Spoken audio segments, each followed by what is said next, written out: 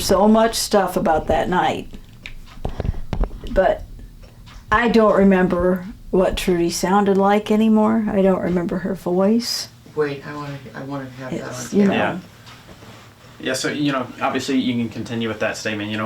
What was, obviously you said you can't remember Trudy's voice anymore. Tell me about some of the thoughts that have been going through your head, obviously since the news yesterday, and, what was your first reaction? my first reaction was, well, it was kind of a combination. I can't even tell you. There was some relief there. There was sadness and there was anger. This is just one door opening, and I think the rest of the truth will come out, hopefully sooner rather than later. This is the door that we needed to open to lead her family to the truth of where she can be found. Mm-hmm. And so, what thoughts go through your head when you think about the lively spirit that, used to run around and play with your daughter? Obviously, you can't, she's not here anymore, but how does that make you feel? She's forever 11. She would be the same age as my son. She would be turning 41 this year. And I can't help but think, what would she have done? I think she would have had some children. She would have been a great mom because she loved little kids. My youngest was 3 or 4 when she disappeared. And she loved kids. She would have been like a teacher. But she also loved animals, so she would have done something in the veterinary field, and she was really, really smart. That girl was so smart, they were going to put her in the gifted class, and she talked about that a lot. My dad wants to put me in the gifted program. And I said, well, that's because you're smart, Trudy. And she was a just bright little girl, and I remember the last night she was here. I remember it like it was yesterday, but I don't remember like Trudy's voice, and the Amber's the same way. She doesn't remember what Trudy sounded like anymore, and we remember what she looked like at 11, and we wonder what would she look like today. Yeah. And so, what's been going through your mind the last 24 hours or so? Her family's got to have a sense of relief now. And that people are saying Trudy's got her justice. She hasn't gotten her justice yet. That will come with the trial and with a conviction.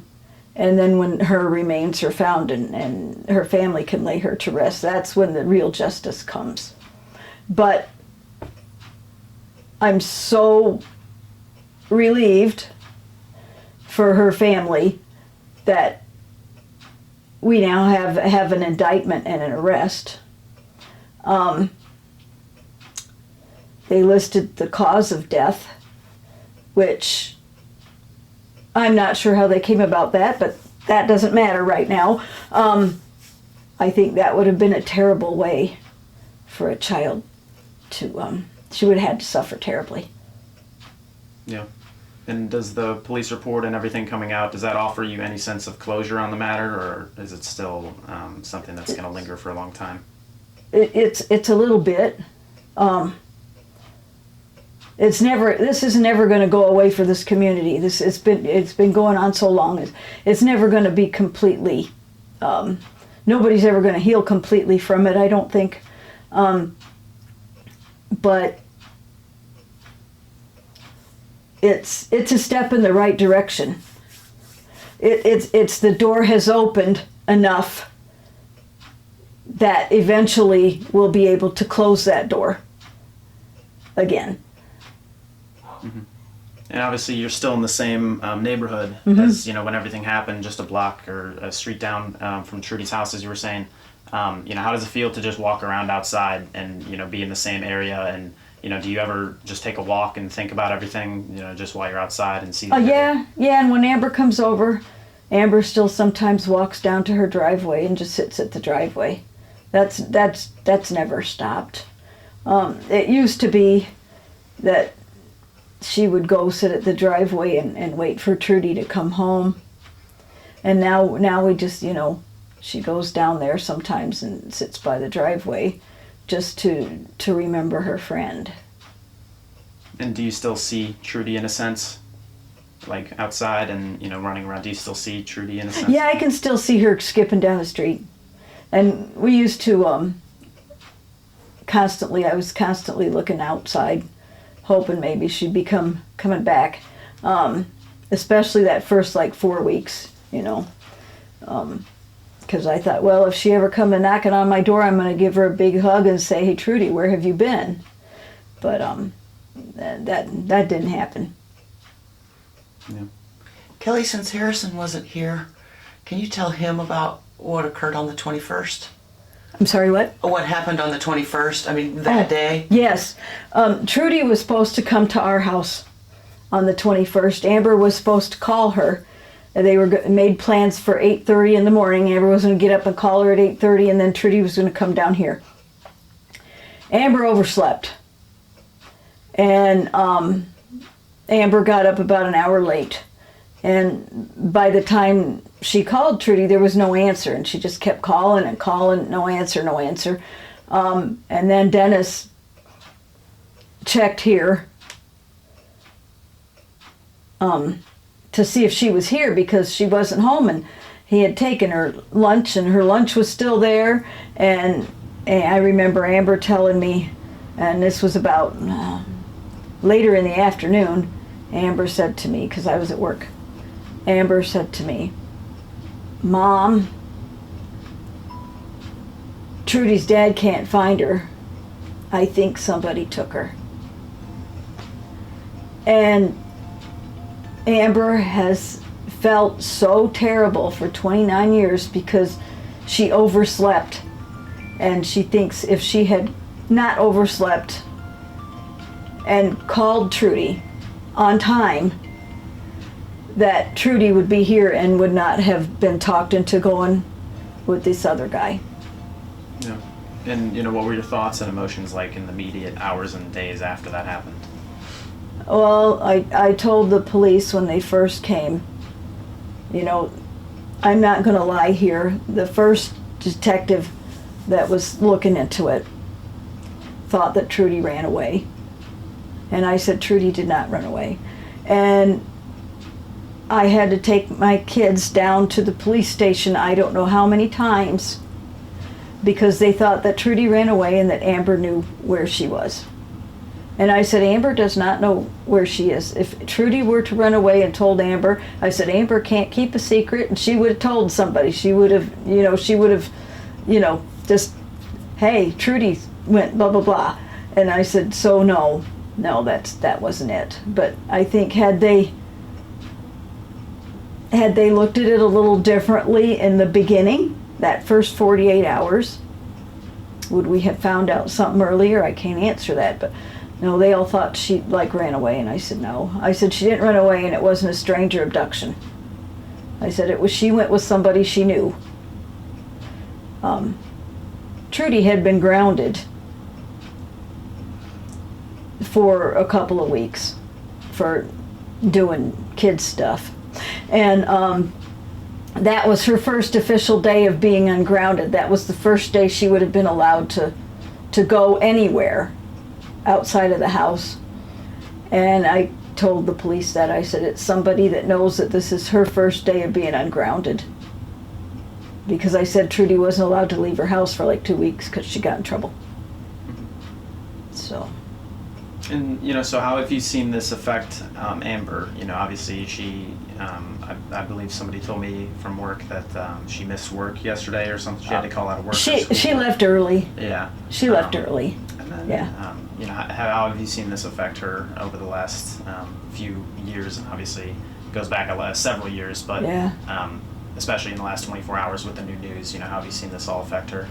Yeah, well, she's pretty upset. I can't tell you what thoughts are going through her head. Amber's 43. She'll be 43. 82. Yeah, she'll be 43. And she was only 13 when Trudy was abducted. And I can't really tell you what's going through her head right now. That would have to come from her. But I know she's not feeling very good. Yeah. One point of clarification, she was grounded, but was your house allowed during the grounding? Only your house? She could talk to Amber on the phone, and her dad let her come to our house the night before she was ungrounded. Is that a reward? Huh? That was a reward for her, I think, yes. Yeah, either that or she just bugged her dad so much that he finally gave in. But I even called Dennis. I said, you know, Trudy's down here. Yeah, that's okay. I said, okay. Because, you know, parents have to talk to each other. Right. But yeah, that was her kind of, her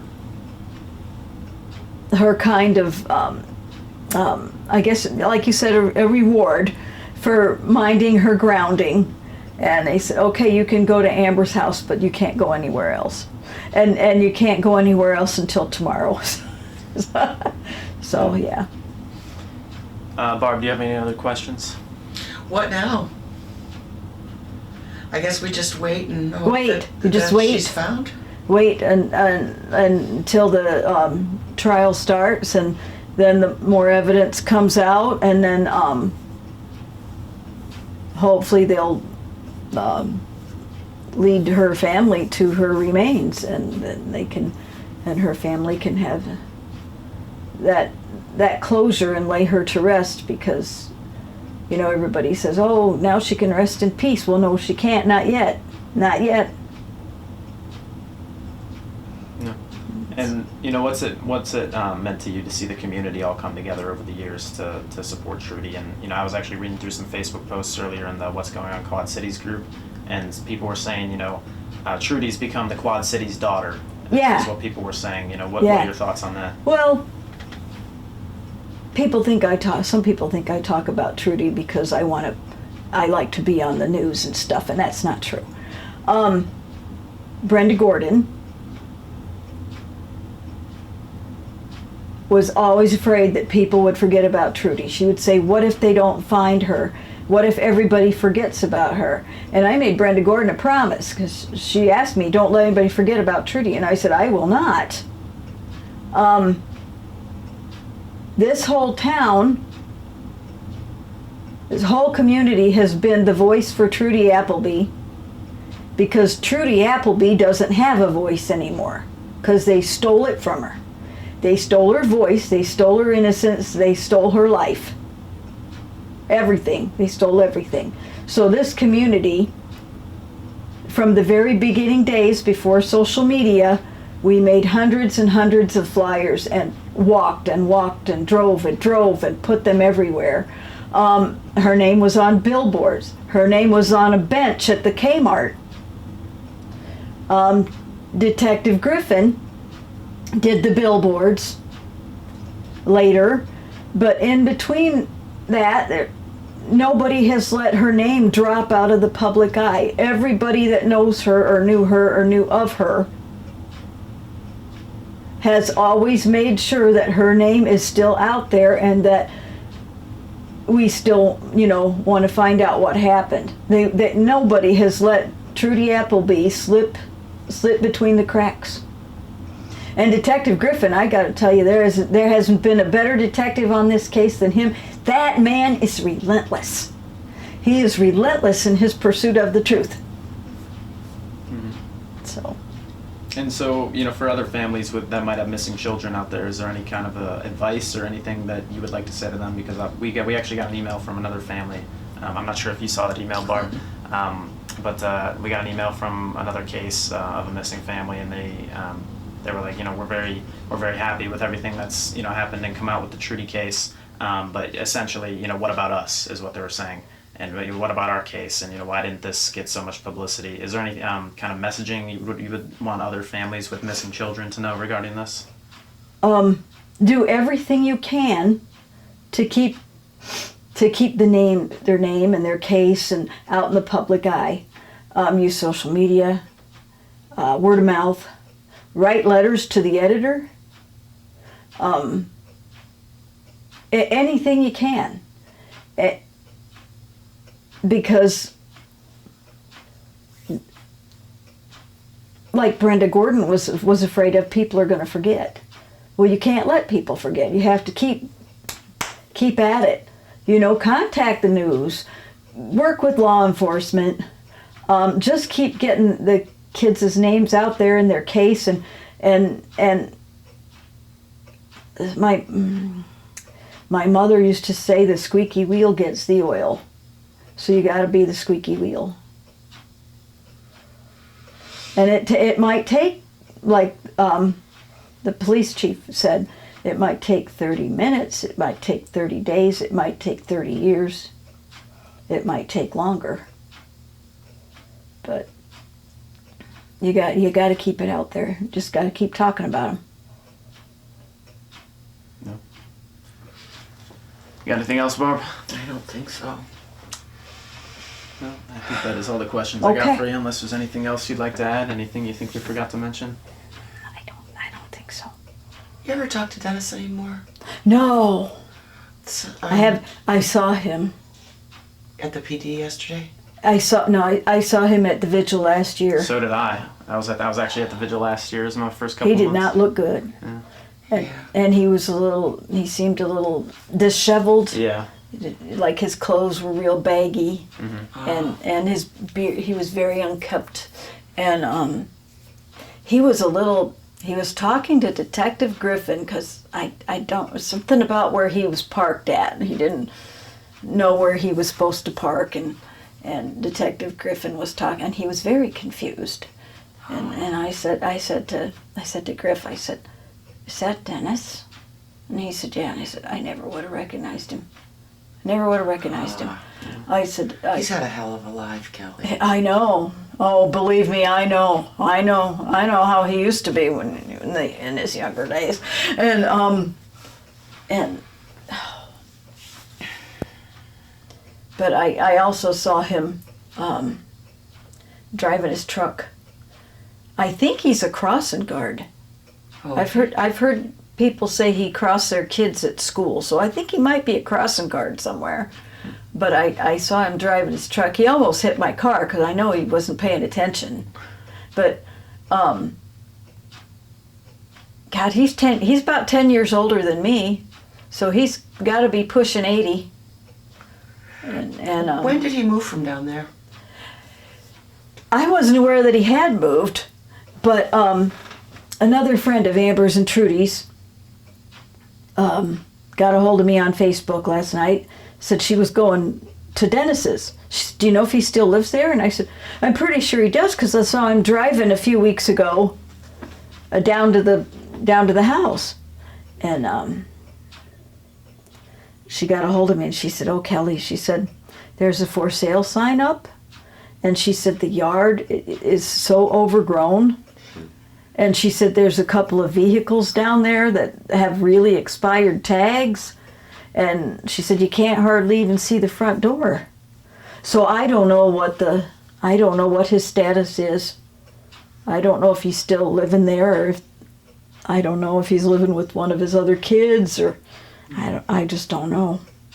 But I used to see him a lot. Mm-hmm. I used to run into him up at the store with a Walgreens or Hy-Vee or something, and he always talked to me, and we'd give each other a little side hug, but no, he did not look good last year. Yeah. That's a lot for him to carry around. Oh boy. Especially when you consider in the early days. He said, I know who did this. And yet, Did he finger Ed in the beginning? He fingered David Whipple. That's what that was next time in my mouth, or it was Whipple. Yeah. He fingered Whipple a long time ago. Did you see that was his kid who jumped in the Rock River to get away from the cops a couple weeks ago? That was Jamie Fisher's boy. But that was... was that his kid? Yeah. Okay, and then Jamie Fisher's... Within days, then Fisher's boy is in the river. I wondered. Yeah. And that was so weird. And it's funny because the boy that they recovered from the river went to school with my oldest granddaughter, so she knew him.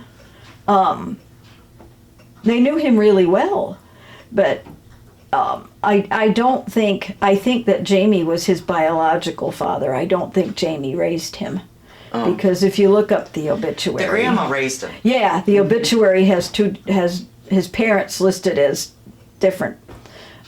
So I think that was his grandparents. The grandma said to someone at the scene that she thought someone had done something